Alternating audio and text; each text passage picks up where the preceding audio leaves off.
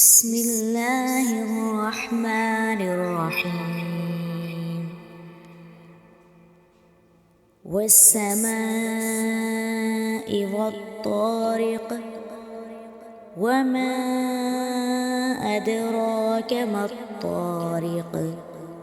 النجم الثاقب إن كل نفس لما عليها حافظ فلينظر الإنسان مما خلق من ماء دافق يخرج من بين الصلب والترائب إنه على رجعه لقادر يوم تبلى السرائر فما له من قوة